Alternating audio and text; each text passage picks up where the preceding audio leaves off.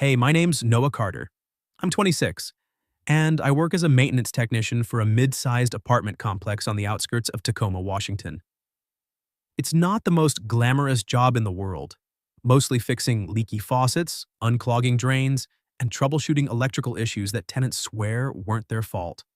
But it pays the bills, gives me steady hours, and lets me work with my hands, which I like. I live in a one-bedroom unit in the same complex, nothing fancy. A couch that's seen better days, a kitchenette with a microwave that's probably older than I am, and a view of the parking lot where the evergreens sway in the constant Pacific Northwest drizzle. Life's simple, predictable, like the rhythm of my toolbox clanging against my thigh as I walk from one repair to the next. Or at least it was, until the fallout from my breakup with Emily Brooks started creeping back in. Emily's 29, 3 years older than me, and we met about 2 years ago at a local farmer's market downtown. She was buying fresh berries for some pie recipe she found online, and I was there killing time after a shift. We struck up a conversation about the rain, classic Tacoma small talk, and before I knew it, we were grabbing coffee the next weekend. Things moved fast after that. We shared similar tastes. Long drives up to Mount Rainier on clear days, binge-watching old sci-fi shows, and dreaming about escaping the city's gray winters for somewhere sunnier. For nearly a year, we lived together in a cozy apartment overlooking a small park, the kind of place where you'd wake up to birds chirping and the smell of her brewing coffee. Mornings were us rushing out the door together. She to her job as an administrative assistant at a law firm, me to my toolbox. Evenings were simple, cooking pasta, talking about our days, laughing over nothing. I thought we were building something solid, like one of those sturdy bridges over the Puget Sound. But cracks started showing. Emily wanted stability, a house with a yard, wedding plans scribbled in a notebook, talks about kids someday. She had this vision of us settling down, putting down roots in Tacoma, or maybe even moving to Seattle for better opportunities. Me? I wasn't ready. At 25 back then, the idea of mortgages and family minivans felt like a cage. I'd dodge the conversations, change the subject, or make jokes about how we were too young for all that.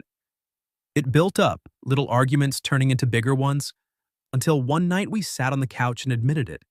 We were pulling in different directions. No cheating, no big betrayal, just two people who loved each other but couldn't sync up. We broke up quietly, packing boxes over a weekend, dividing stuff like books and kitchen gadgets. I moved back to my work-provided apartment, and she stayed in the Parkview place. It hurt, but I told myself it was for the best. Clean break, right? Except it wasn't clean at all. Sharing a small city like Tacoma means you don't just vanish from each other's lives. Emily and I still texted now and then. Nothing deep, just check-ins. She'd message if she saw a job listing she thought I'd like, or I'd get a photo of a stray cat she spotted, with a caption like, "Reminds me of that one you tried to adopt last year." And yeah, I'd help her out sometimes. Like when her washing machine broke down a month after the split. I swung by with my tools, fixed it in under an hour, and we ended up chatting over leftover pizza.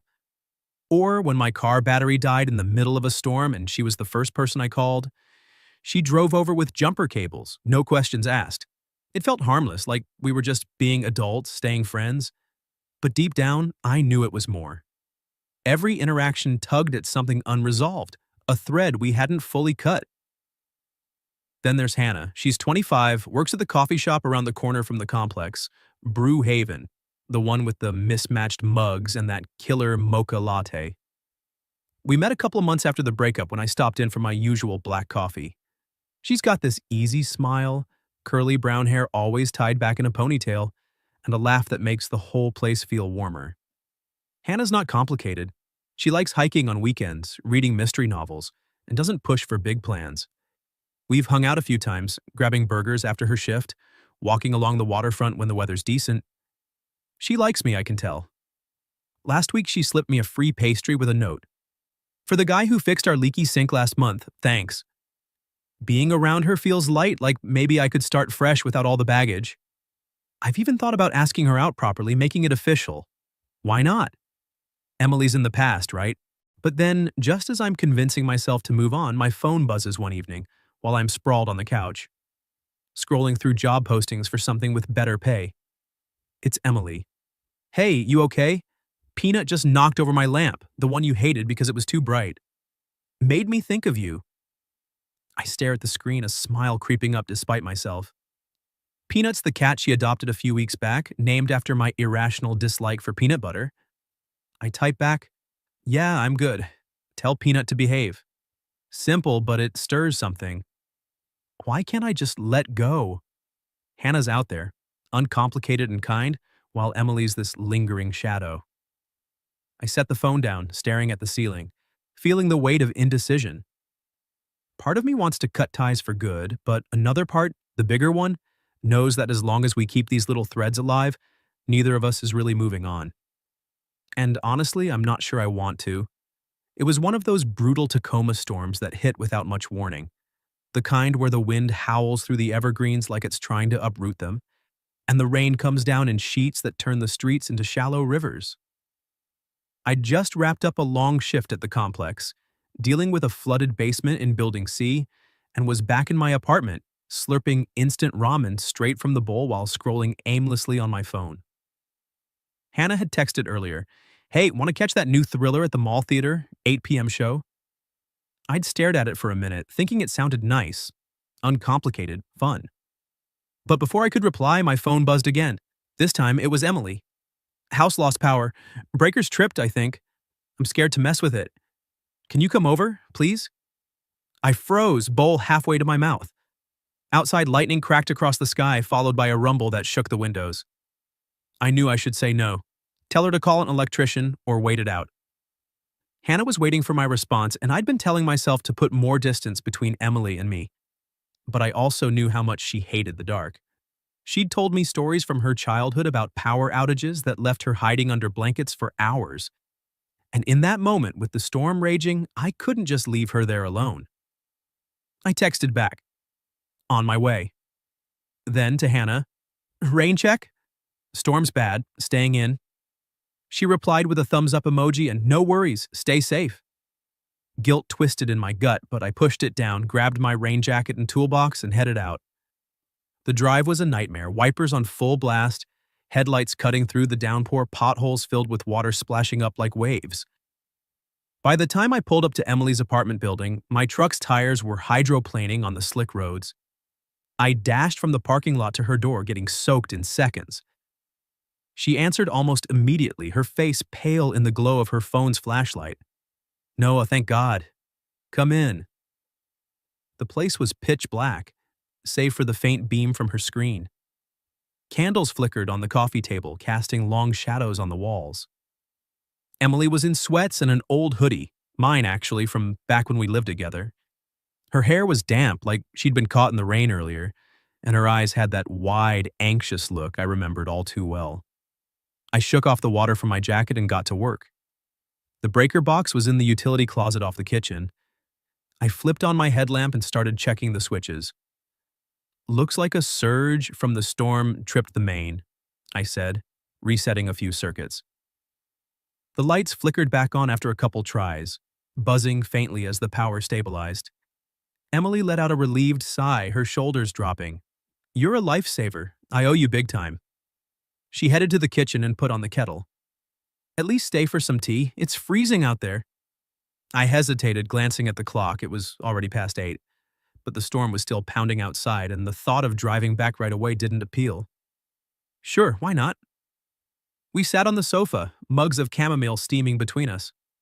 The rain drummed relentlessly on the roof, like 1,000 fingers tapping impatiently. At first, it was just small talk. How work was going for her, busy, as always, with endless filings at the firm. My latest repair disasters, a tenant who'd somehow managed to flood their bathroom with a faulty showerhead. But as the tea warmed us up, the conversation drifted to old times. "Remember that weekend we drove up to the mountain and got stuck in the snow?" she said, a small smile tugging at her lips. "You had to dig us out with that tiny shovel from the trunk." I chuckled. "Yeah, and you made hot chocolate from those packets we found in the glove box. Best, worst trip ever." The memory hung there, softening the air between us. Outside, thunder rolled again, closer this time. Emily set her mug down, her expression shifting. "Noah, are you happy? Like, really?" The question caught me off guard.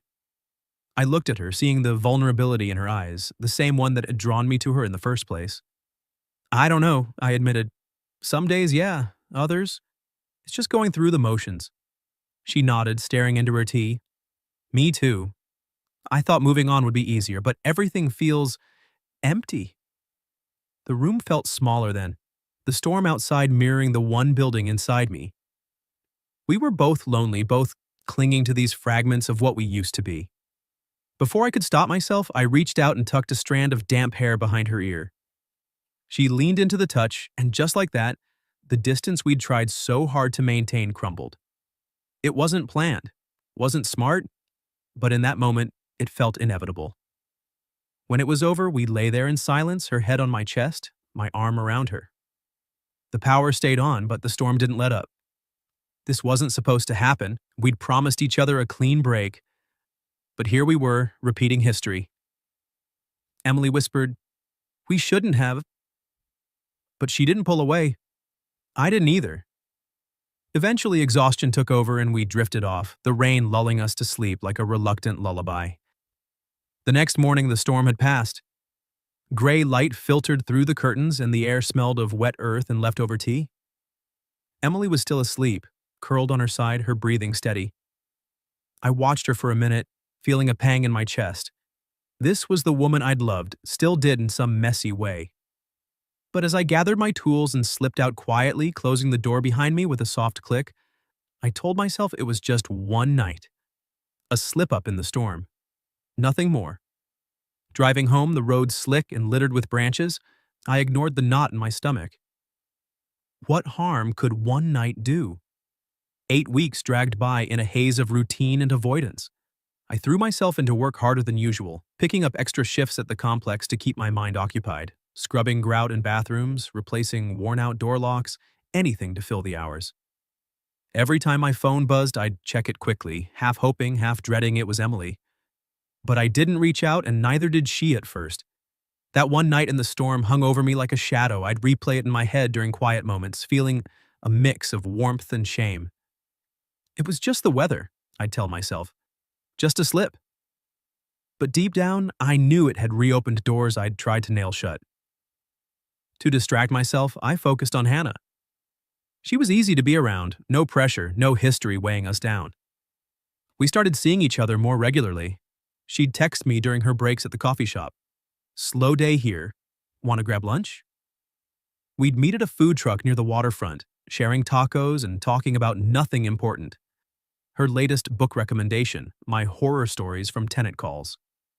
One afternoon, she suggested a picnic at Point Defiance Park. "The weather's finally clearing up," she said over the phone, her voice light and excited. "We can bring sandwiches, maybe feed the ducks." I agreed, packing a cooler with sodas and chips, trying to convince myself this was what moving on looked like.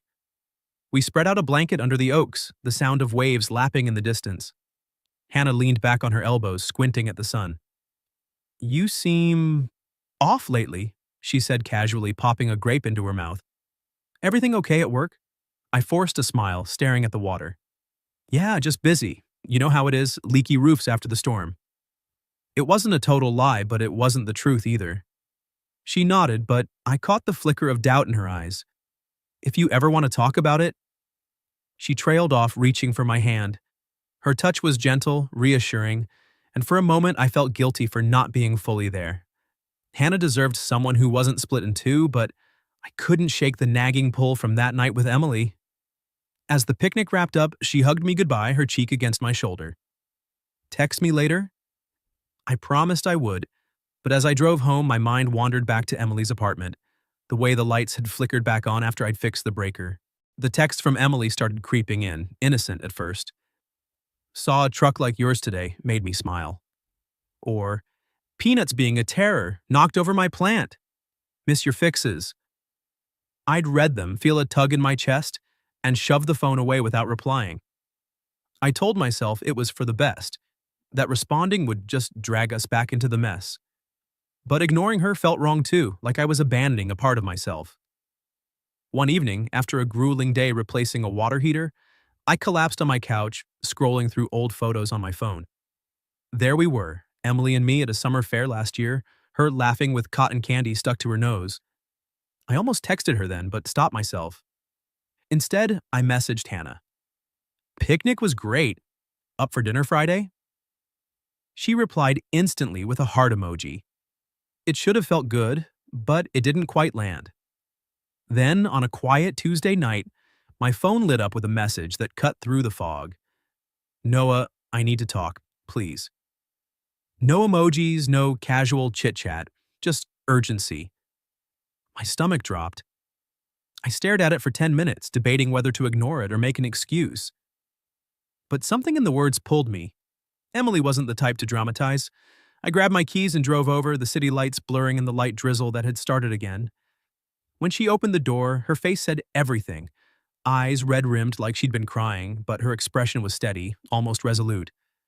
She stepped aside without a word, and I followed her in. The apartment smelled like chamomile tea, her go-to when stressed. She sat on the sofa, hands clasped in her lap, and motioned for me to join her. I perched on the edge, heart pounding. What's going on? I asked, my voice quieter than I intended. Emily took a deep breath, her fingers twisting together. She reached into her pocket and pulled out a small plastic stick, a pregnancy test.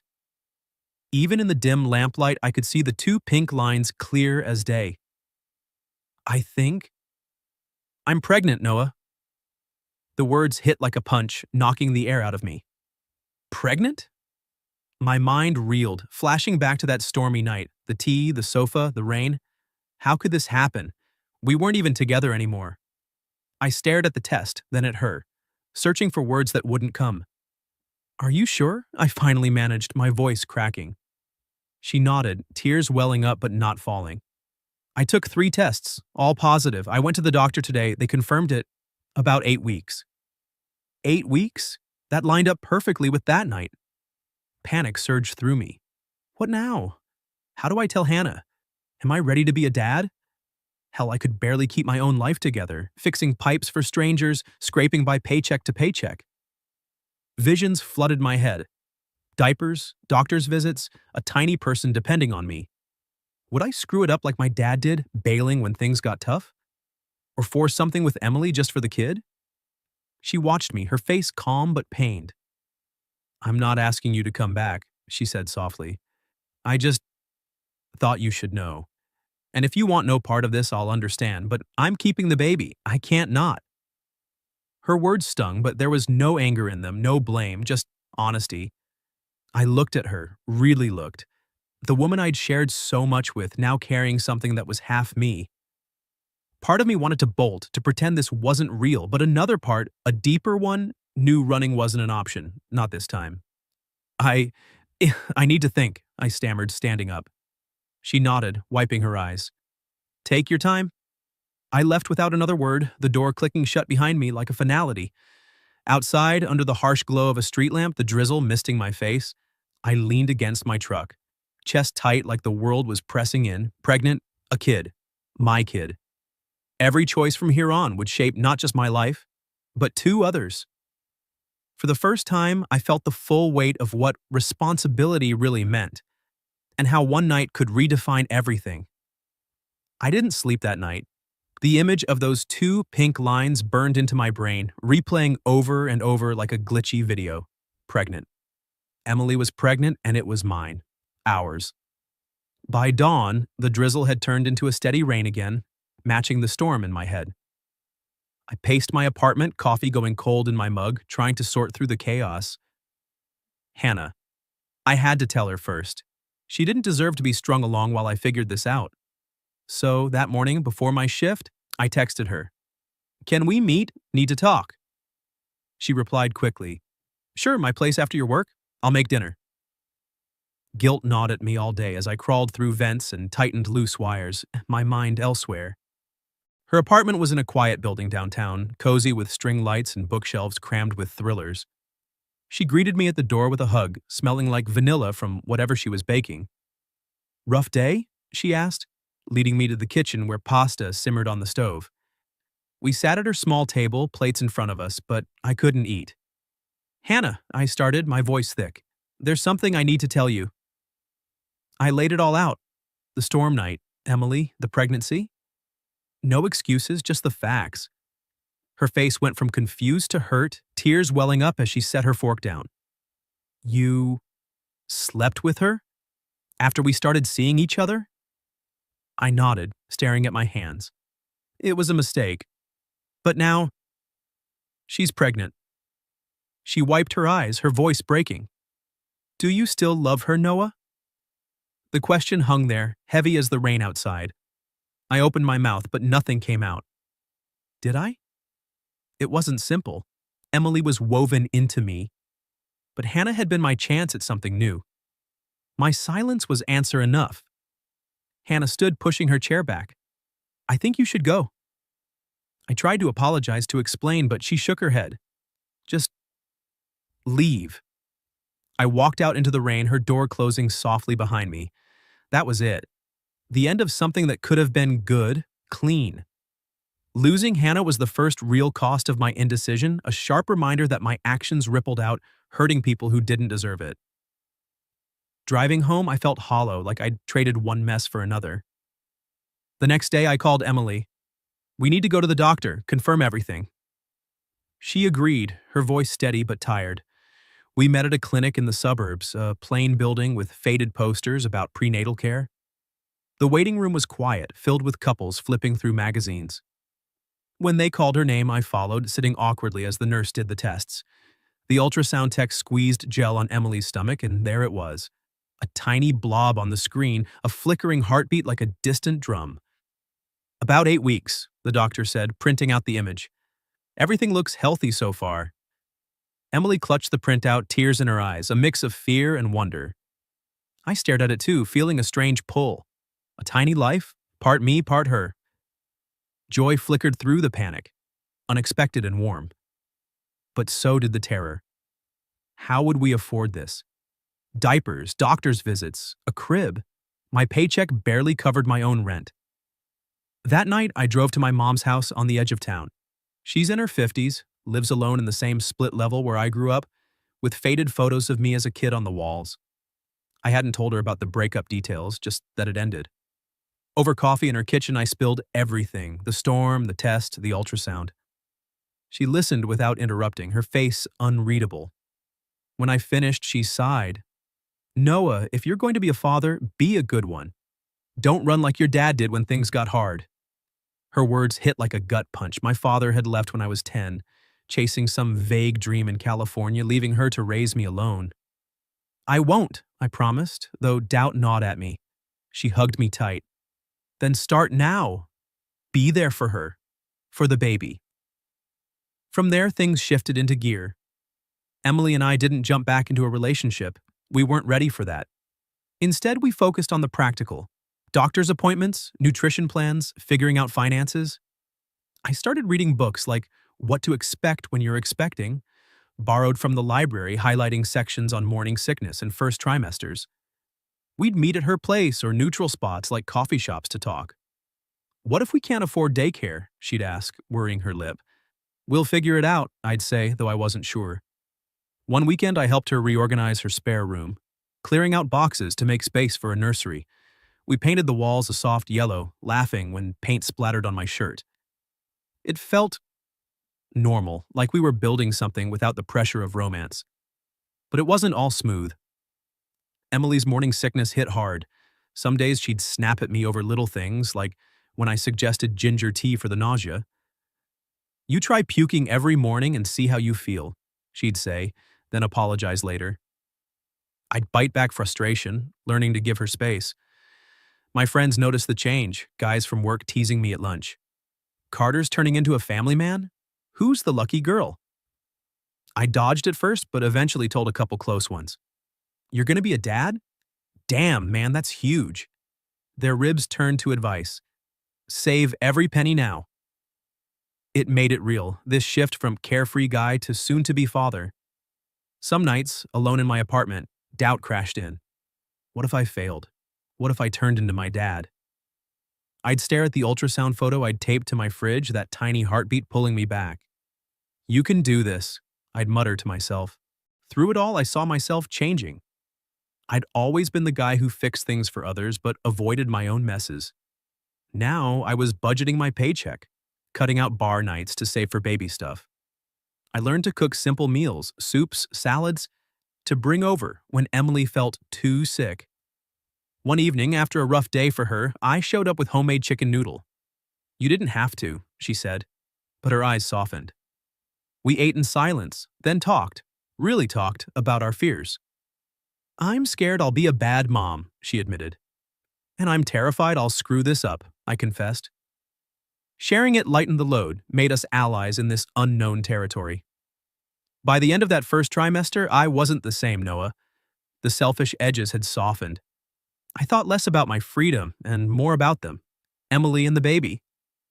One night, after she'd fallen asleep on the couch during a movie, her hand resting on her barely there bump, I watched her under the golden lamplight. Peaceful, strong, carrying our future. I covered her with a blanket, whispering to myself, "I can do this. I have to." The weight of responsibility settled on me, not as a burden, but as an anchor. Something to build on, to grow from.